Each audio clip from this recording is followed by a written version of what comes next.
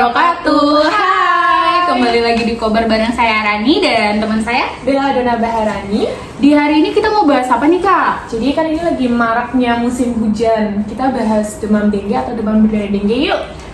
Emang demam berdarah dengue itu apa sih Kak? Jadi demam berdarah dengue atau demam dengue itu adalah penyakit yang disebabkan oleh virus dengue. Jadi itu dikeluarkan dari gigitan nyamuk ke manusia yang ada virus dengue-nya. Biasanya virus dengue ini mempunyai 4 serotip, yaitu serotip DenV1, DenV2, DenV3, dan DenV4. Biasanya paling bahaya tuh DenV3.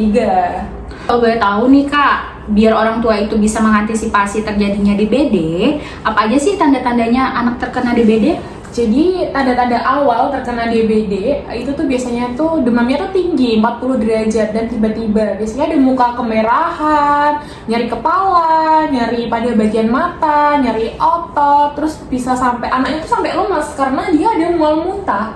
Terus bisa sampai nyeri perut juga. Biasanya pada fase pertama ini, fase demam itu biasanya dia itu dari hari demam ke-1 sampai hari demam ke-3. Lanjut ke fase kedua. Nah, fase kedua ini dinamakan fase kritis. Nah, ini tuh harus diwaspadai teman-teman. Jadi fase ini biasanya orang tua itu menganggap bahwa anaknya itu udah sembuh, padahal itu masuk ke fase kritis. Apa sih tanda-tandanya fase kritis? Jadi fase kritis itu demamnya tuh bisa turun sampai di bawah dari suhu normal. Terus karena demamnya turun itu, maka orang tua tuh kayak nganggap, anakku udah sembuh, padahal harusnya itu harus dipantau terus. Terus ada muntah yang terus menerus, ada nyeri di bagian perut, terus ada lemas, nafsu makannya menjadi turun, terus bisa jadi dia tuh mimisan, gusi berdarah, terus muncul bintik-bintik merah di kulit gitu. Nah, biasanya pada fase ini terjadi pada demam hari ketiga sampai hari ke-7.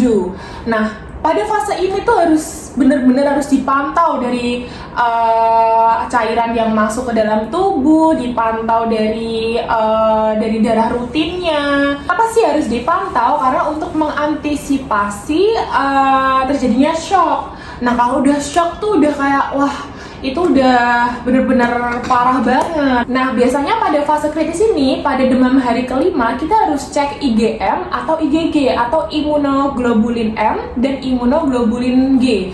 Nah, itu tuh untuk apa sih teman-teman? Jadi cek darah itu untuk mengetahui anaknya ini tuh beneran nggak sih terkena virus dengue gitu. Kalau IgM-nya positif berarti anak sedang terkena virus dengue. Selain kita cek IgM, IgG dari hari pertama sampai fase kritis, dari fase demam sampai fase kritis ini kita harus benar-benar pantau darah rutinnya dari hematokrit, trombosit, leukosit, sama hemoglobin. Itu untuk mengantisipasi adanya perembesan plasma.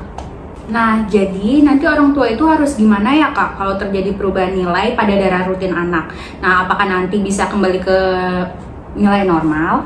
Nggak usah khawatir.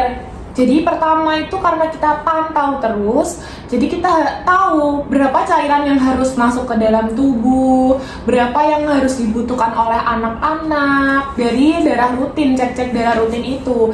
Nah, gimana sih caranya biar darahnya itu kembali normal? Nah, yang ketiga ini ada yang namanya fase penyembuhan. Nah, fase penyembuhan atau fase konvalensen ini nanti itu darah dari trombositnya, hematokritnya, hemoglobinnya, dari leukositnya itu kembali normal teman-teman, karena tadi pada fase kritis di mana dia ada perembesan plasma itu diibaratkan pipa air ya. Pipa air itu dia tuh bocor karena ada kapiler yang rusak. Nah, dia itu jalan-jalan ke seluruh tubuh plasmanya, di mana di pipa air itu atau pembuluh darah itu hanya terkumpul darah aja. Makanya di situ dari pemantauan darah itu akan mengalami naik turun. Tapi pada fase penyembuhan ini semuanya tuh akan kembali ke pipa air atau pembuluh darah. Nah, itu akan direabsorpsi kembali, jadi nanti darahnya itu bisa kembali dengan normal, kayak trombositnya naik, leukositnya naik, terus hematokritnya bisa stabil, seperti itu. Jadi kalau udah ada tanda-tanda DBD ini, nanti langkah awalnya apa sih yang harus orang tua lakukan biar penyakitnya itu tidak menjadi makin parah? Langkah awal yang harus orang tua lakukan ketika anaknya itu ada demam tinggi tiba-tiba, yang pertama pasti harus langsung ke fasilitas pelayanan kesehatan ya. Karena demam tinggi itu bisa kemungkinan terjadi banyak penyakit. Nah, kita harus tentukan, harus pantau itu dari cek darah, dari pemantauan dari dokter, seperti itu. Jadi langkah awal harus ke fasilitas pelayanan kesehatan sih. Ada nggak sih Kak langkah-langkah untuk mencegah terjadinya DBD ini? Ada banget. Nah, pemerintah itu udah menganjurkan pencegahan supaya mengantisipasi terjadinya DBD atau DDD, yaitu dengan 3M atau 3M+.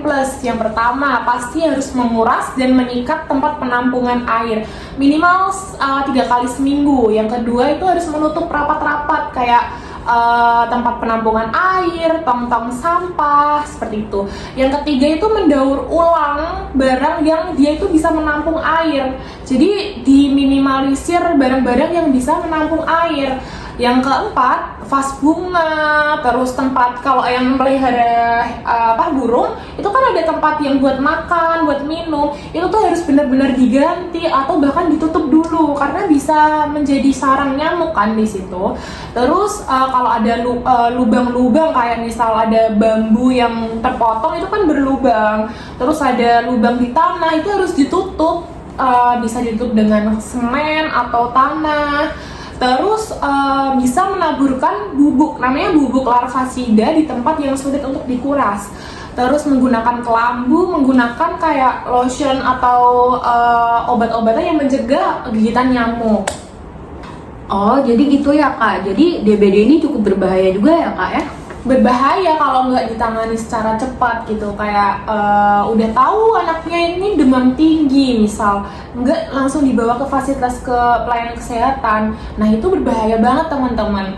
Makanya kalau misal udah anaknya udah demam tinggi, udah muncul kayak mual muntah tadi yang saya sebutkan tadi, itu harus segera dilakukan di pemeriksaan di fasilitas pelayanan kesehatan. Nah, jadi itu ya teman-teman, adik-adik, bapak, ibu sekilas tentang demam berdarah dengue atau demam dengue.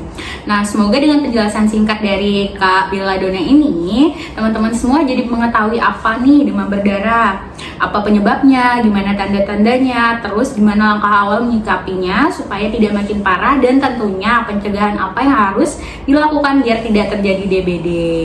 Semoga membantu teman-teman. Terima kasih. Assalamualaikum warahmatullahi wabarakatuh.